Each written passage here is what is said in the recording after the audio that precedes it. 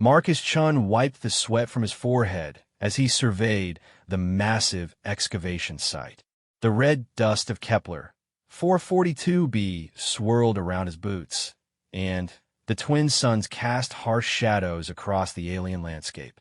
As the construction foreman for humanity's first major terraforming project outside the solar system, he had seen many strange things in his 3 years on this planet. But nothing had prepared him for what lay buried beneath 30 meters of accumulated sediment. The discovery happened on a Tuesday morning when the heavy excavators hit something that wasn't rock or metal. The drilling equipment simply stopped, as if it had encountered an immovable object. The sensors showed something massive underneath, something that registered as organic on the scanners but gave off no life signs. "Boss, you need to see this," called out Sarah, his lead archaeologist. The terraforming project required careful documentation of any alien artifacts, and Sarah's team had been working overtime to catalog their finds. Marcus climbed down into the excavation pit, his magnetic boots clanking against the metal scaffolding. What he saw made him stop breathing for a moment. Emerging from the dirt was what appeared to be a massive white scale, easily the size of a dinner plate. It gleamed with an inner light despite being covered in millennia of accumulated grime. "How big do you think it is?" Marcus asked, running his gloved hand over the smooth surface. "Based on the ground-penetrating radar, we're looking at something roughly 60 meters long and 20 meters wide," Sarah replied, her voice filled with excitement. "Whatever this thing is, it's been buried here for a very long time. The geological layers suggest at least 3,000 years, maybe more." The excavation continued for weeks. Slowly, more of the creature emerged from its earthen tomb. What they found defied explanation. It was clearly draconic in appearance, with 4 powerful limbs, massive wings folded against its body, and a serpentine neck that stretched nearly 15 meters. But it was the color that truly set it apart. Every scale, every inch of its hide, was a pristine alabaster white that seemed to glow with its own inner light. The creature's eyes were closed, and no instruments could detect any signs of life. Yet something about it felt different from a fossil or a corpse. The scales remained flexible, the skin showed no signs of decay, and the massive chest seemed almost to rise and fall with imperceptible breaths. Dr. Elizabeth Hawthorne, the expedition's chief xenobiologist, arrived from the orbital station 3 days after the initial discovery. She spent hours studying the creature, running every test her equipment could perform. "This is unprecedented," she told Marcus as they stood beside the now fully excavated dragon. "Every biological marker suggests this creature is still alive, just dormant. The cellular structure is unlike anything we've ever encountered. It's as if time itself has stopped for this being." Marcus nodded, but his attention was focused on something else. The dragon's white scales were covered in a thick layer of dirt and grime that had accumulated over 3 millennia. Despite its obvious alien nature, something about the creature seemed sad to him. It reminded him of the white horses his grandfather used to keep on their farm in Montana, animals that took pride in their appearance and became listless when they couldn't keep clean. "We need to study it more," Dr. Hawthorne continued. "I want to set up a full laboratory down here. This could be the most significant xenobiological discovery in human history." That night, Marcus couldn't sleep. He kept thinking about the dragon, buried alone in the dark for thousands of years. The geological surveys showed that this planet had once been lush and green, with vast oceans and thriving ecosystems. Something catastrophic had happened here, something that had buried this magnificent creature alive. He made his way back to the excavation site under the light of Kepler 442b's 3 moons. The dragon lay still in its earthen cradle, looking somehow smaller and more vulnerable in the pale moonlight. Marcus approached slowly, his footsteps echoing in the quiet night. Up close, he could see details that had been missed during the day's excitement. The dragon's claws, each one the size of a sword, were perfectly maintained despite their age. Its teeth, visible through slightly parted lips, gleamed like polished ivory. But it was the creature's face that struck him most. Even in sleep or hibernation, there was an intelligence there, a nobility that spoke of a being far more advanced than any animal. Marcus reached out tentatively and touched one of the smaller scales on the dragon's snout. It was warm to the touch, confirming Dr. Hawthorne's theory that the creature was still alive. But more than that, Marcus could swear he felt a slight tremor run through the massive body, as if his touch had registered somehow in whatever dreams occupied the dragon's mind. "What happened to you, big guy?" Marcus whispered. "How did you end up buried down here?" The next few days brought a flurry of activity as scientists and researchers arrived from across human space. The dragon became the focus of intense study, with teams working around the clock to unlock its secrets. But Marcus noticed something that the others seemed to miss. Whenever he approached the creature, the biomonitors registered subtle changes. Heart rate fluctuations, brainwave patterns that suggested increased activity, even slight movements of the massive head. Dr. Hawthorne was skeptical when Marcus brought this to her attention. "You're anthropomorphizing Marcus. This is an alien creature that's been dormant for millennia. It's not responding to you personally." But Marcus wasn't so sure. He had worked with animals all his life before becoming an engineer, and he recognized the signs of awareness, even deeply buried awareness. The dragon knew he was there. Somehow, despite being buried for 3,000 years, it was responding to human contact. The breakthrough came when Marcus was working late one evening, supervising the installation of new monitoring equipment. He was alone with the dragon, except for a single technician who was focused on calibrating sensors on the far side of the excavation site. As Marcus adjusted a biomonitor attached to the dragon's massive forearm, he noticed something that made his blood run cold. A single tear had formed at the corner of the dragon's closed eye. Not moisture from the humid night air or condensation from their equipment, but a genuine tear that slowly traced a clean path down the creature's dirt-stained cheek. Marcus stared at the tear for a long moment, his heart pounding. Then, acting on pure instinct, he reached out and gently wiped it away with his thumb. The moment his skin made contact with the dragon's face, he felt it. A presence in his mind, ancient and vast and unutterably lonely. Images flashed through his consciousness. This world as it once was, green and beautiful, populated by creatures like this dragon. Then, fire falling from the sky, earthquakes that split continents, and desperate attempts to survive as their world died around them. The connection lasted only seconds, but it changed everything. Marcus understood now that this wasn't just some alien animal they had discovered. This was a person, an individual with thoughts and feelings and memories spanning millennia. And they had been alone, buried in darkness, for longer than human civilization had existed. As Marcus pulled his hand away, the dragon's eyes opened for the first time in 3,000 years. They were the most beautiful thing he had ever seen, large as dinner plates and colored like liquid mercury, filled with an intelligence that made him feel small and young and honored all at once. The dragon looked at him for a long moment, those ancient eyes studying his face with an intensity that made Marcus afraid to breathe. Then, slowly, the great head moved, just a few inches, but unmistakably a nod of acknowledgement. The dragon had recognized him as more than just another curious scientist. It had seen something in Marcus that set him apart. Dr. Hawthorne's excited shouts echoed across the excavation site as alarms began sounding from every piece of monitoring equipment. The dragon was awake, and the implications were staggering. But Marcus barely heard the commotion. He was still locked in that ancient gaze, feeling the weight of 3,000 years of solitude and the first stirring of hope he had sensed from the creature. The dragon's eyes slowly closed again, but not before Marcus saw something that made him smile. Gratitude. Pure, simple gratitude for the first kind touch it had received since the world ended around it. In that moment, Marcus made a decision that would change both their lives forever. The discovery that the dragon was awake sent shockwaves through the scientific community and the colonial administration. Within hours of Dr.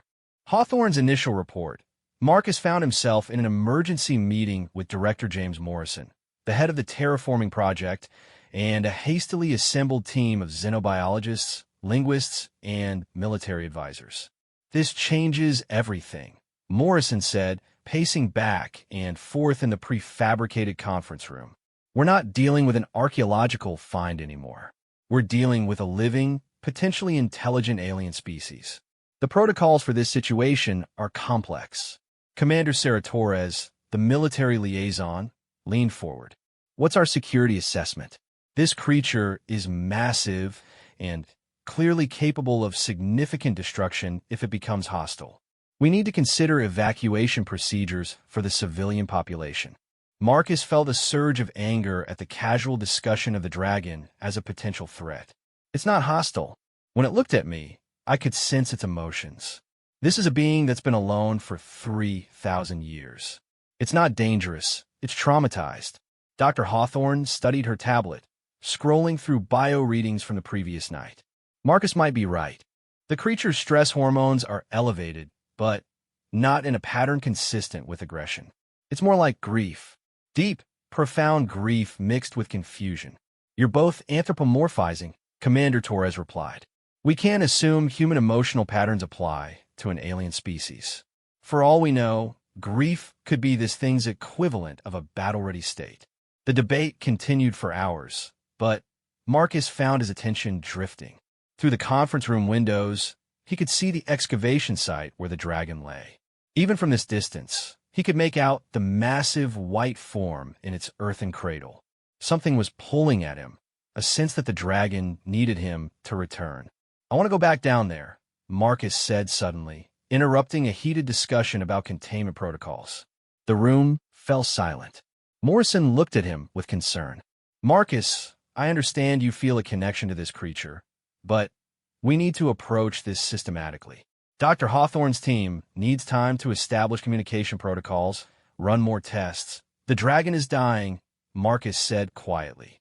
The words came from somewhere deep inside him, a certainty he couldn't explain. Not physically, but emotionally. It's been alone for 3,000 years, and now it's surrounded by strangers taking samples and running tests. It needs someone who cares about it as an individual, not just as a scientific specimen. Dr. Hawthorne frowned. "What makes you think it's dying?" "The bio readings show stable, if unusual, life signs." Marcus struggled to put his feelings into words. "When I touched it last night, I felt its loneliness. It was like looking into an abyss of solitude so deep it would drive anyone insane. The only thing keeping it functional is hope. Hope that it's not the last of its kind. Hope that someone might understand what it's been through. If we treat it like just another test subject, that hope will die." Commander Torres crossed her arms. "Even if you're right about its emotional state, what makes you think you're the right person to help? You're a construction foreman, not a xenopsychologist." "Because it chose me," Marcus said simply. "Out of everyone who's been down there, it only opened its eyes for me." It nodded at me. There's a connection there that goes beyond species barriers. The meeting ended with a compromise. Marcus would be allowed to return to the excavation site, but under strict supervision and with a full medical and scientific team standing by. Any sign of aggression from the dragon would result in immediate implementation of emergency containment procedures. As Marcus made his way back to the excavation site, he found himself thinking about his grandfather's horses again. Some animals, he remembered, would literally die of loneliness if separated from their herd. They would stop eating, stop grooming themselves, and gradually fade away despite being physically healthy. Was the same thing happening to the dragon? The creature lay exactly where they had left it, but something had changed. Even the scientists monitoring it from a distance could sense the difference. Its breathing was shallower, and the biomonitors showed patterns consistent with deep depression. Marcus approached slowly, aware of the dozens of cameras and sensors tracking his every movement. The dragon's eyes were closed, and for a terrifying moment, he thought it might have passed away. But as he knelt beside its massive head, those mercury-colored eyes opened again, fixing on his face with an intensity that took his breath away. This time, the connection was stronger. Images flooded Marcus's mind, not just of the dragon's past, but of its present thoughts and feelings. He saw himself through the dragon's eyes, a small figure radiating warmth and kindness in a world that had become cold and clinical. He felt the dragon's confusion at finding itself surrounded by strange beings with incomprehensible motivations. But, more than anything, he felt the dragon's profound sadness. Not just grief for its lost world and lost companions, but shame. The dragon was embarrassed by its appearance, covered as it was in 3 millennia of accumulated dirt and grime. Marcus could sense that cleanliness and pride in appearance had been important to its species, and being seen in such a state was deeply humiliating. "You want a bath, don't you, big guy?" Marcus whispered, stroking the dragon's snout gently. The great eyes closed for a moment, and Marcus felt a wave of gratitude and hope wash over him. When they opened again, they were bright with unshed tears. Marcus stood and turned to face Dr. Hawthorne and her team, who were monitoring the interaction from a safe distance. "I know what it needs," he called out. "It wants to be clean. It's been buried in dirt for 3,000 years, and it's ashamed of how it looks." Dr. Hawthorne approached cautiously. "Even if that's true, how do you propose we clean something that size? It would take thousands of gallons of water, and we need specialized equipment." "Then we get the equipment," Marcus said firmly. "This being has been suffering for longer than human civilization has existed. If all it wants is to feel clean and dignified again, that's the least we can do." The logistics were staggering. The dragon was 60 meters long and 20 meters wide, with scales that would need to be individually cleaned to remove 3 millennia of accumulated grime. The project would require industrial washing equipment, hundreds of workers, and careful coordination to avoid damaging the creature's skin. But as word of the plan spread through the colony, something unexpected happened. Volunteers began stepping forward.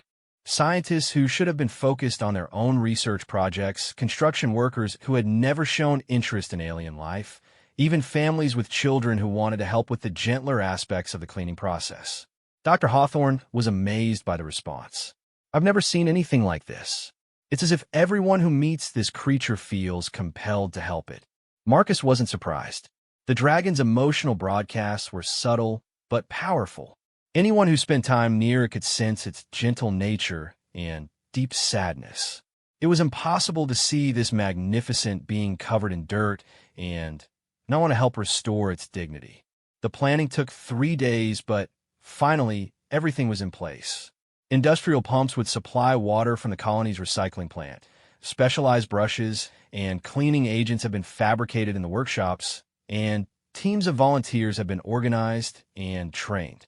As Marcus stood beside the dragon on the morning of the Great Washing, he felt nervous butterflies in his stomach. The creature had remained awake and alert for the past 3 days, watching the preparations with obvious interest. Its eyes tracked every piece of equipment being moved into place, every volunteer taking their assigned position. "Are you ready for this?" Marcus asked softly, placing his hand on the dragon's forehead. The response was immediate and overwhelming. Joy, pure, undiluted joy mixed with anticipation and gratitude. The dragon had been waiting for this moment for 3,000 years, and now it was finally happening.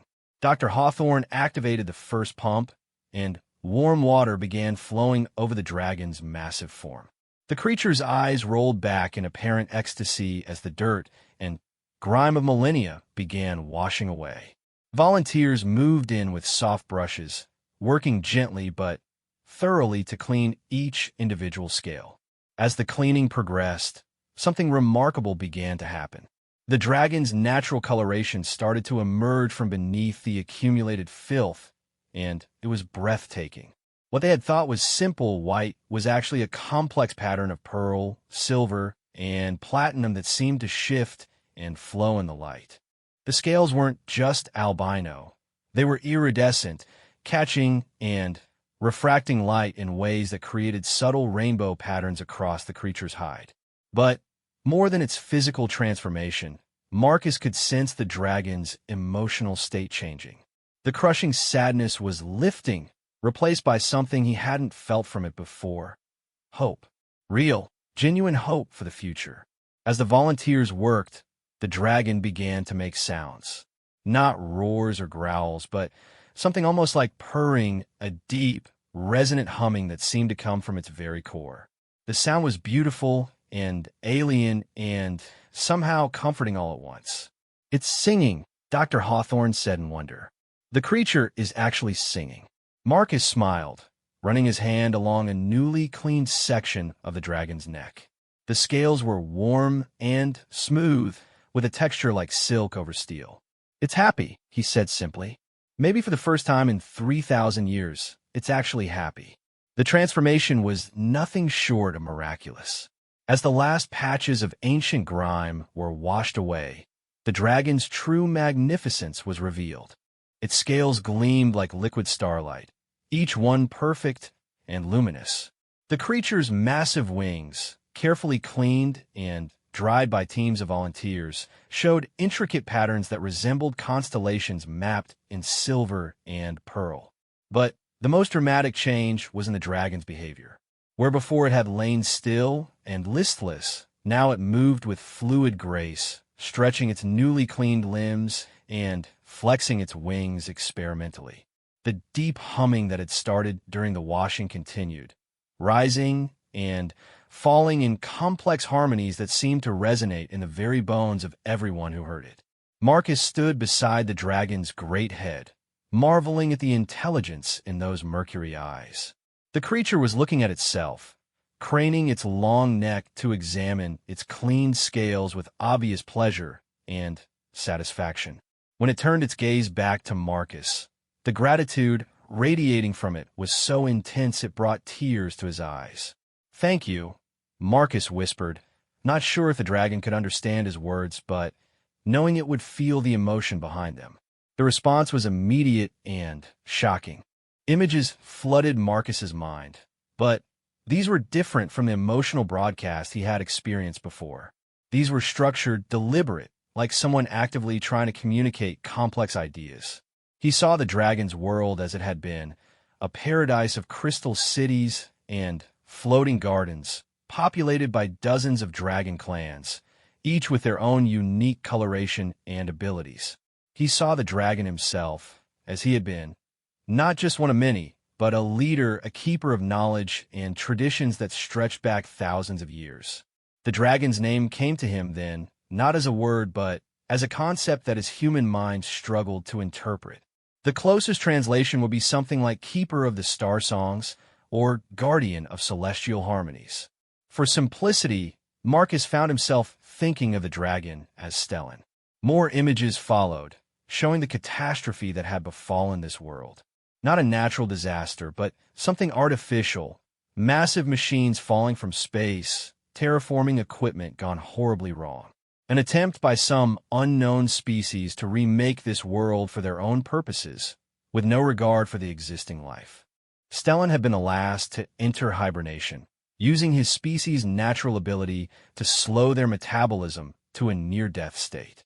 But where the others had planned to sleep for centuries until the world healed, Stellan had intended to remain awake, to guard the sleeping places of his people until it was safe for them to emerge. Something had gone wrong. The hibernation had claimed him too, pulling him down into a sleep deeper than he had intended.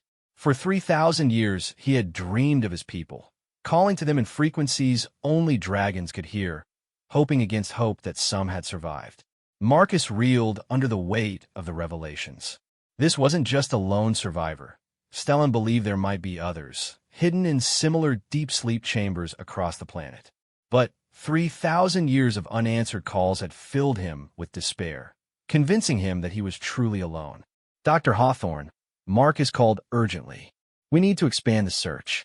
Stellan thinks there might be others like him, buried in hibernation chambers around the planet." The xenobiologist hurried over, her excitement evident. "He communicated that to you? How?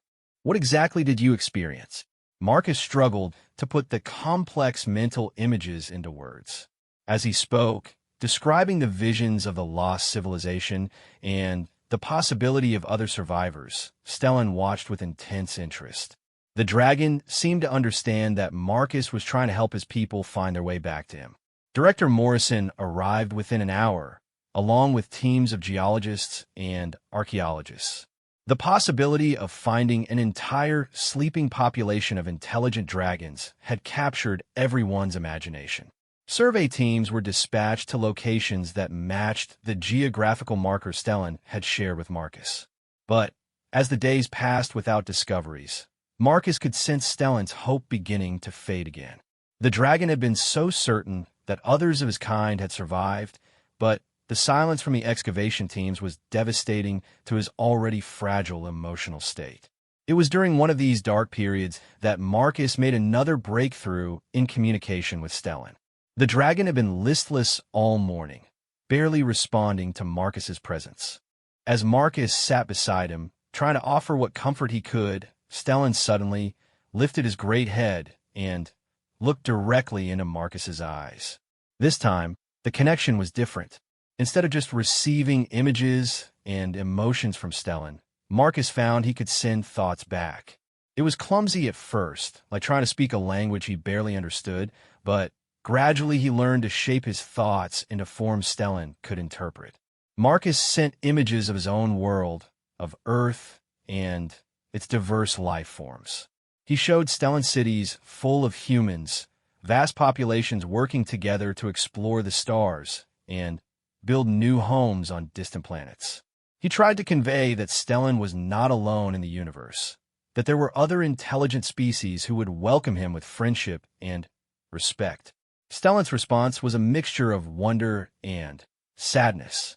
He was amazed by the images of human civilization, but he grieved for what his own people had lost.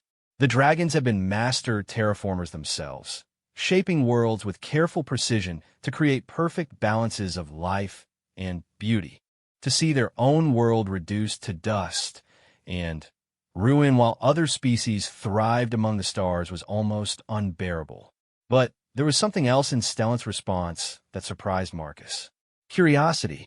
The dragon was fascinated by human technology and ingenuity, particularly by the way humans work together to overcome seemingly impossible challenges. The terraforming project itself impressed him. The careful planning and execution required to transform a dead world into something that could support life. He wants to help, Marcus told Dr. Hawthorne after one particularly intense communication session.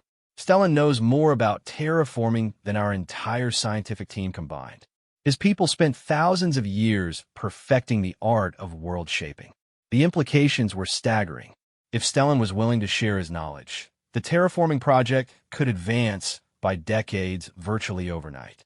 But more than that, the dragon's expertise could help humanity develop new colonies across the galaxy with unprecedented speed and efficiency. Dr. Hawthorne was skeptical. How can we be sure the information is accurate? His civilization fell 3,000 years ago. For all we know, their terraforming techniques are what caused the ecological collapse in the first place. Marcus shook his head. No, I saw what happened. This world was destroyed by outsiders, not by the dragons. Their terraforming was different from ours. They worked with existing ecosystems instead of replacing them. Stellan wants to teach us because he sees humanity as kindred spirits, explorers, and builders like his own people were. The first lesson came 3 days later. Marcus sat with Stellan in the excavation pit, now expanded and converted into a comfortable resting area for the massive dragon. Dr. Hawthorne and her team monitored from nearby, recording everything as Marcus relayed Stellan's teachings. The dragon's knowledge was indeed revolutionary. Where human terraforming relied on brute force, atmosphere processors, massive climate control systems, imported ecosystems, the dragons had developed subtle techniques that worked with a planet's natural tendencies. They could accelerate evolutionary processes, guide the development of indigenous life forms, and create stable biospheres that required minimal maintenance. As Stellan shared his knowledge, Marcus could sense something changing in the dragon's emotional state. The crushing loneliness was still there, but it was being tempered by purpose. Teaching humans about terraforming gave Stellan a reason to continue existing, a way to honor his lost civilization by ensuring their knowledge lived on. But the real breakthrough came when Stellan made an unexpected request. Through their mental link, he asked Marcus to help him stand. The request seemed impossible. Stellan was 60 meters long and weighed thousands of tons. He had been lying in the same position for 3,000 years, and his muscles had atrophied despite his species' hibernation adaptations. But as Marcus looked into those ancient eyes, he saw determination there that hadn't been present before. "He wants to try walking," Marcus told the assembled team. "He says his body is remembering how to be alive again." Dr. Hawthorne was concerned about the medical implications. Even if his muscle mass has been preserved by the hibernation process, the neural pathways for movement could be severely damaged after 3 millennia of disuse. But Stellan was insistent. With careful coordination between Marcus and the medical team, they began the slow process of helping the dragon regain mobility. It started with simple exercises, flexing claws, moving his neck, testing the strength in his legs. The first attempt to rise was heartbreaking. Stellan managed to lift his head and front quarters, but his back legs couldn't support his weight. He crashed down with a sound like thunder, and Marcus felt waves of frustration and disappointment radiating from the dragon. But Stellan refused to give up. Day after day, he practiced, growing stronger with each attempt. The entire colony became invested in his progress, with people gathering to watch and cheer during his exercise sessions. Finally, 3 weeks after his first failed attempt, Stellan managed to stand. The sight was awe-inspiring, 60 meters of pearl and silver magnificence rising against the alien sky, wings partially spread for balance. That noble head held high with dignity and pride. Marcus felt tears streaming down his face as he looked up at his friend. Through their mental link, he could sense Stellan's joy and triumph, but also something else. Resolve. The dragon was no longer content to simply exist. He was ready to live again, to be more than just a survivor from a dead civilization. As Stellan took his first tentative steps in 3,000 years, Marcus realized that their friendship had accomplished something neither species could have achieved alone. The dragon had given humanity knowledge that would transform their expansion into the stars.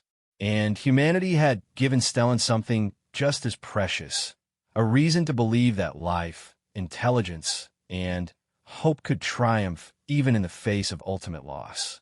Stellan's first flight in 3,000 years was a moment that would be remembered throughout human space for generations to come. Marcus watched from the observation platform as the great dragon spread his wings fully for the first time since his awakening. The span was breathtaking, nearly 40 meters from tip to tip, with membrane that caught the light like spun silver. The dragon had been preparing for this moment for weeks, building up his strength with careful exercises and growing increasingly restless as his body remembered its capabilities. Dr. Hawthorne had been concerned about the attempt, but Marcus could sense Stellan's desperate need to soar again, to feel the wind beneath his wings and see his world from above. As Stellan launched himself into the air, Marcus felt the dragon's pure joy through their mental link. For the first time since his awakening, Stellan was completely himself again, not a scientific specimen or a source of terraforming knowledge, but a free being moving through his natural element. The flight lasted only minutes before Stellan returned to the ground, breathing heavily but clearly exhilarated. As he folded his wings, Marcus approached and placed a hand on the dragon's snout. "How did it feel?" Marcus asked, though he already knew the answer through their emotional connection. Stellan's response came not in words, but in a flood of sensations.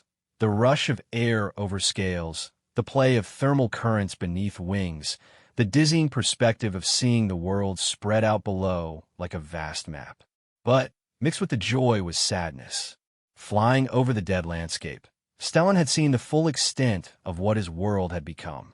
Where once there had been crystal cities and floating gardens, now there was only dust and ruins. The Great Lakes where young dragons had learned to swim were dried basins filled with sand. The mountain peaks where the dragon clans had built their eyries were worn down to stumps by 3 millennia of wind erosion. Through their link, Marcus experienced Stellan's grief, as if it were his own.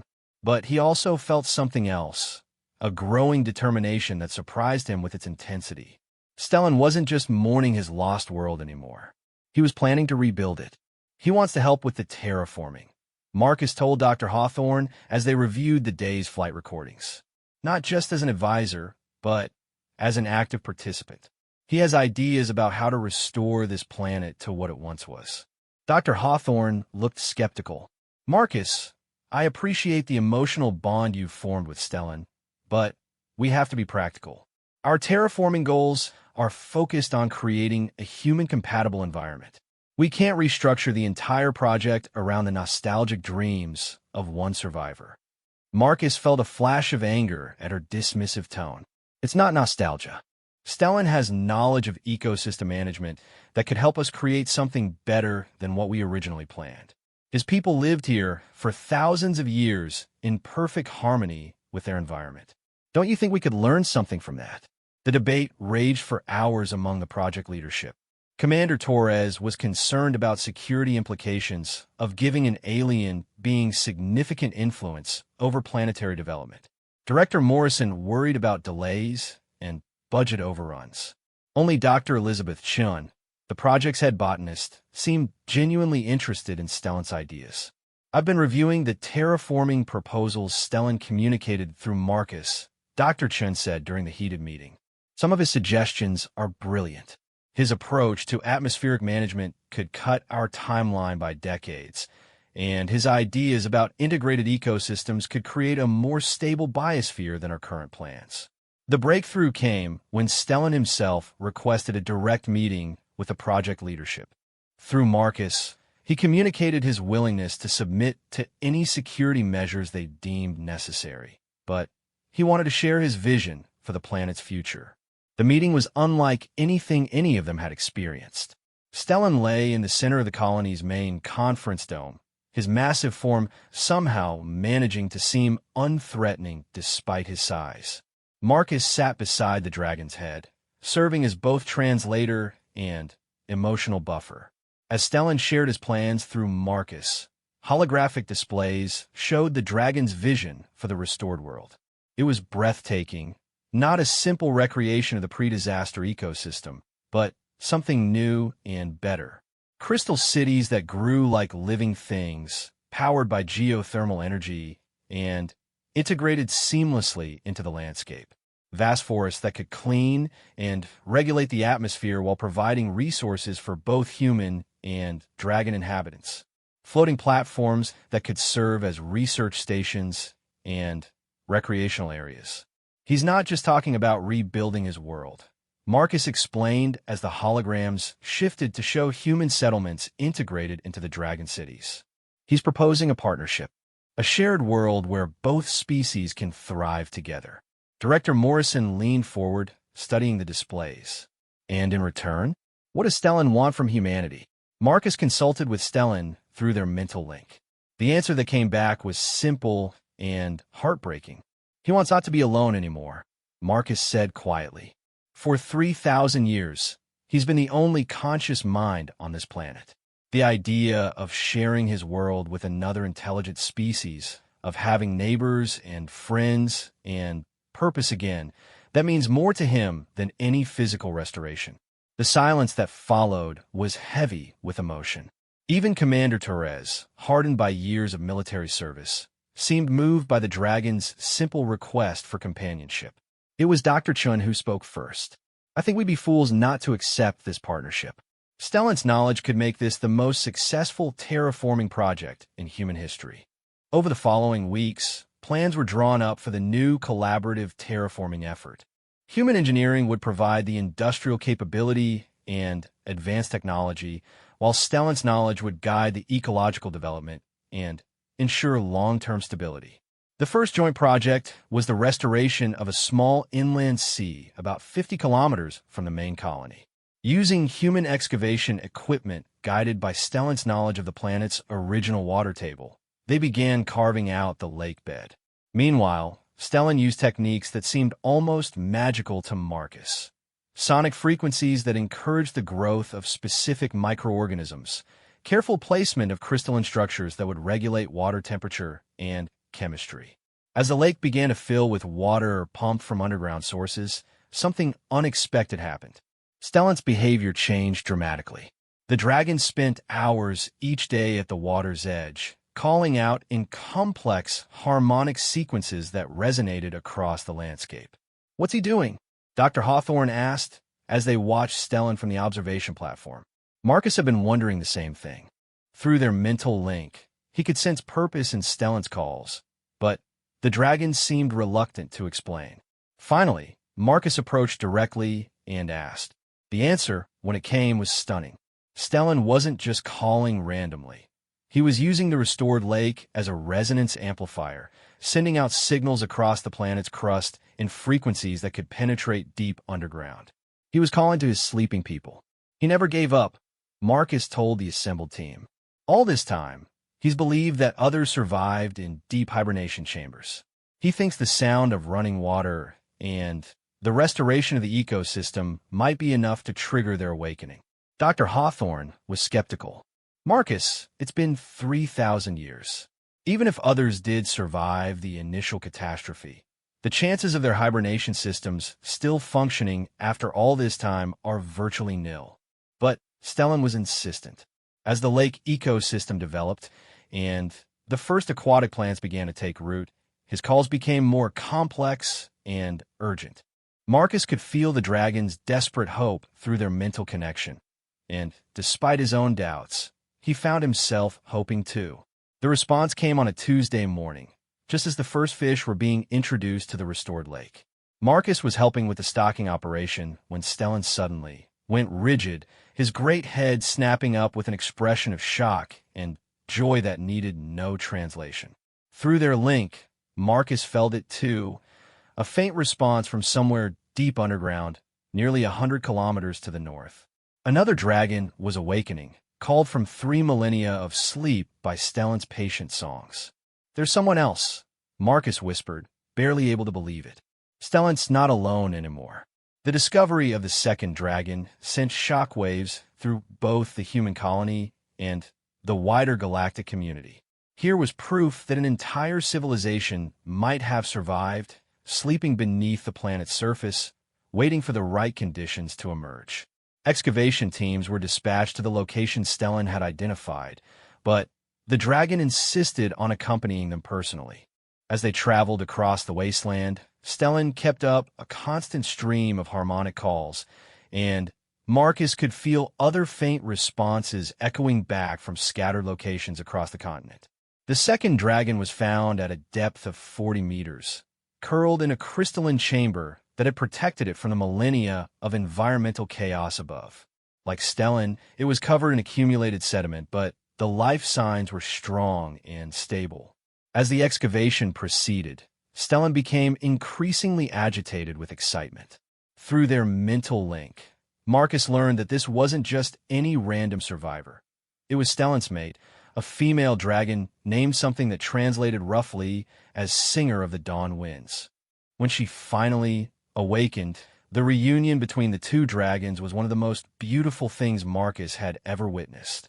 Their harmonic songs intertwined in complex patterns that seemed to tell the story of their long separation and joyful reunification. Even the hardened construction workers found themselves wiping away tears as the two massive beings nuzzled each other with obvious love and relief. But the best news was yet to come. Through their combined songs, the reunited pair began receiving responses from all across the planet.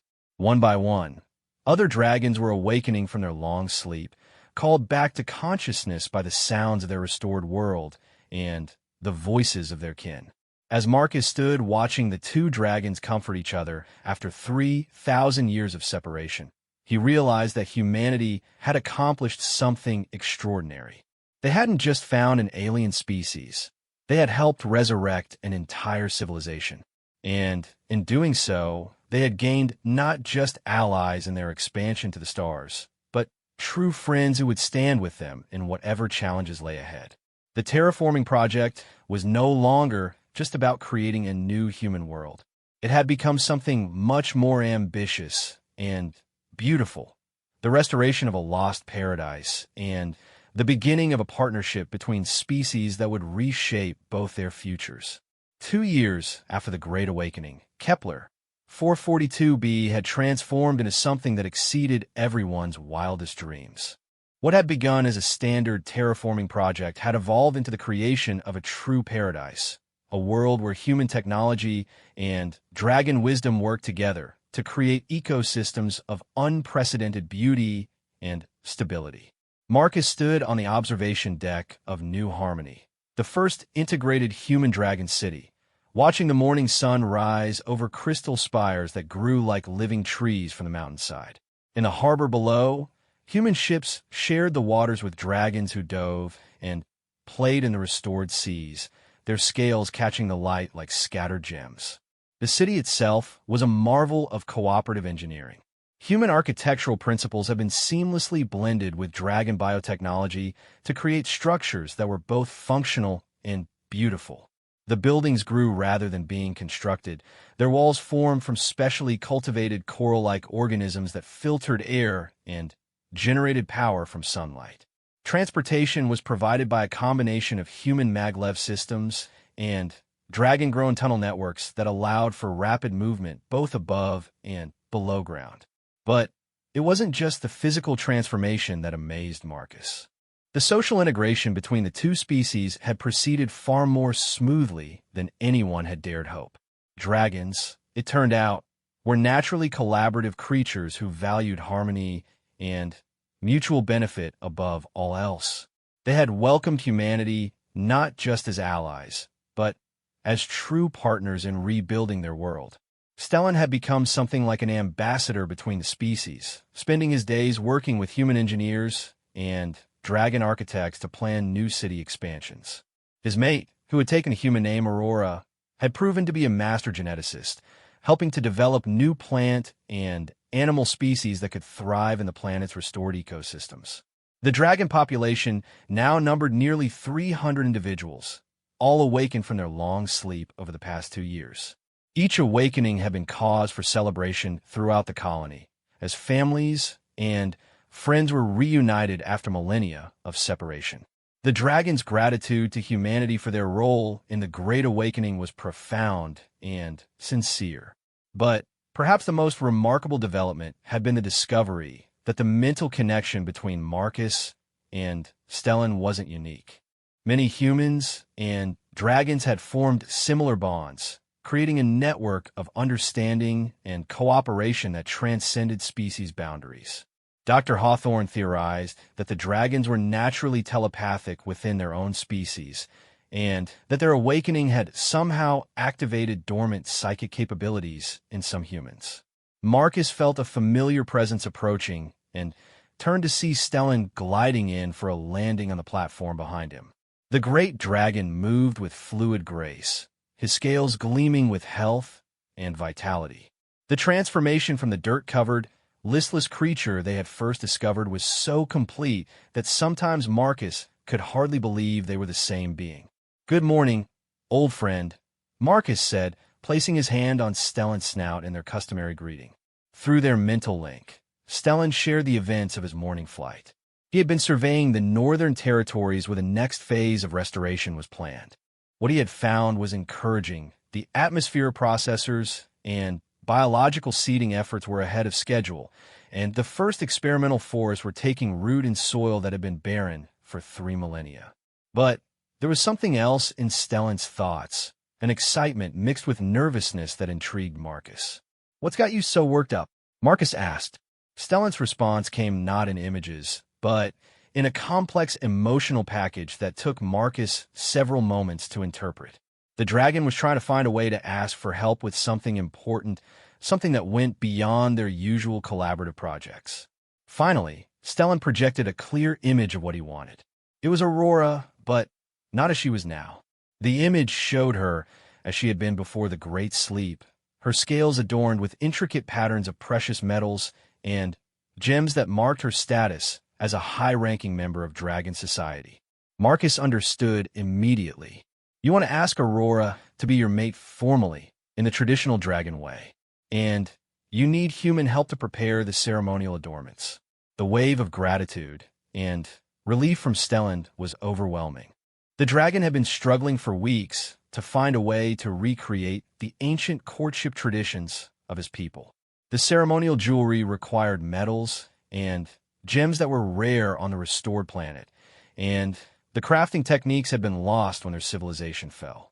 But humans, with their advanced metallurgy and precision manufacturing capabilities, could recreate the traditional designs if they had proper guidance. Stellan had been afraid to ask, uncertain whether such a personal request would be appropriate given all that humanity had already done for his people. Of course we'll help, Marcus said, feeling tears prick at his eyes.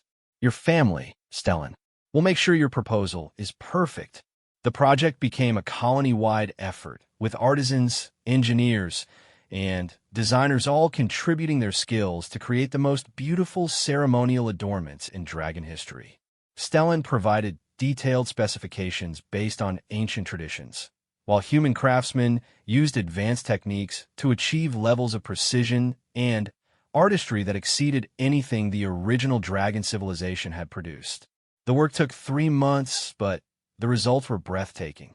Aurora's ceremonial collar was a masterpiece of form and function, woven from threads of pure platinum and studded with gems that had been artificially created to match the exact specifications Stellan remembered from the old traditions.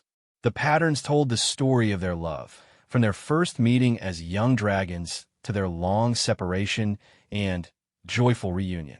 The proposal ceremony itself was held at sunset on the shores of the first restored lake, with the entire population of both species in attendance. As Stellan presented the collar to Aurora, their harmonic songs filled the air with music so beautiful that many humans wept openly. Aurora's acceptance was expressed through a complex flight pattern that involved both dragons soaring high above the lake, their scales reflecting the setting sun in patterns of gold and silver. When they finally landed, their songs had awakened harmonics from dragons across the planet, creating a planetary symphony of joy and celebration. But the wedding ceremony, held a month later, brought an unexpected revelation. As part of the traditional dragon marriage ritual, both Stellan and Aurora shared their complete memories with each other, reliving their entire lives in perfect detail. Through his connection with Stellan, Marcus experienced fragments of these shared memories, and what he saw changed everything he thought he knew about the planet's history. The disaster that had befallen this world hadn't been an accident or the result of failed terraforming by an unknown alien species. It had been a deliberate attack by a race of beings who called themselves the Devourers, creatures that fed on the life energy of entire worlds, stripping them bare before moving on to find new sources of sustenance. The dragons had fought bravely against the invasion, but their peaceful nature and advanced technology had been no match for beings whose sole purpose was destruction and consumption. The decision to enter mass hibernation had been a desperate last resort, a hope that they could survive long enough for help to arrive or for the Devourers to move on to other targets. But the most disturbing part of the revelation was that the Devourers were still out there, somewhere among the stars, continuing their campaign of cosmic destruction. And, according to Stellan's memories, they always returned to finish what they had started. How long do we have? Marcus asked as Stellan shared the full scope of the threat. The dragon's response was uncertain. The Devourers operated on cosmic timescales, sometimes taking thousands of years to complete their circuit of destruction. But the restoration of life on this world would not go unnoticed. Eventually, they would return to claim what they saw as their rightful prey. The revelation cast a shadow over what should have been a time of celebration, but it also galvanized both species into action. If the Devourers were coming, then humanity and dragonkind would face them together, prepared in ways their ancestors had never been. Dr. Hawthorne convened an emergency council of the colony's leaders, both human and dragon. The discussion that followed was sobering, but ultimately hopeful. Humanity had spent centuries developing weapons and defensive technologies that the peaceful dragons had never needed.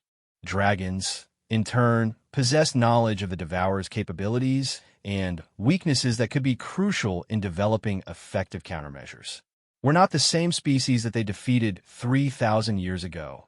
Aurora sang in harmonics that Marcus could feel in his bones. We have allies now, and technology our ancestors never dreamed of. Plans were drawn up for a joint defense initiative that would span multiple star systems.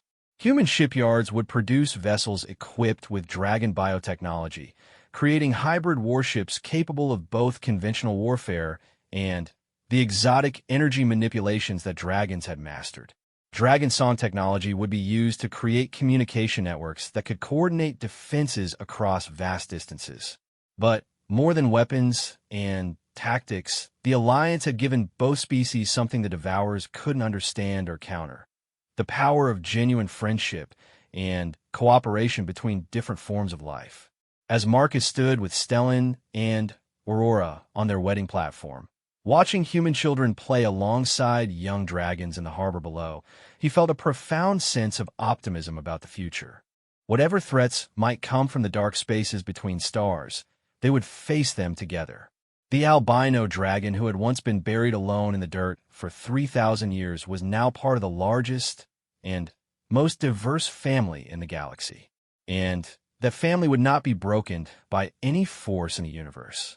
Humanity had come to this world to build a new home among the stars. Instead, they had found something far more precious: proof that different species could work together to create something beautiful, and that hope could survive even the darkest periods of loss and despair. The great work of restoration continued, but now it encompassed more than just one world.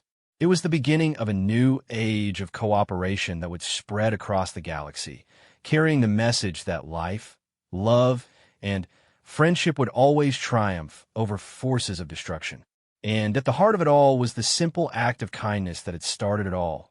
One human being seeing the dignity and worth of another living creature and refusing to let them remain alone and forgotten in the darkness.